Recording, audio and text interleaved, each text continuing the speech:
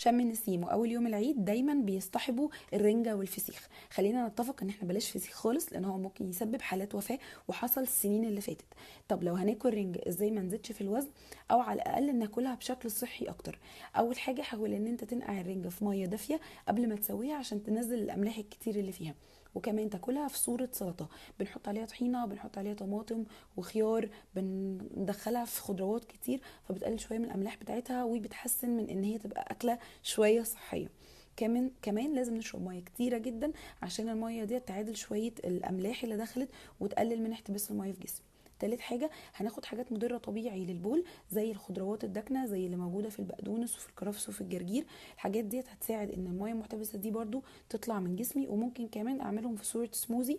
متنسوش تشوفوا الديتوكس اللي انا لسه منزلاه النهاردة الصبح على الانستجرام. رابع حاجة هناخد حاجات بقى فيها بوتاسيوم عشان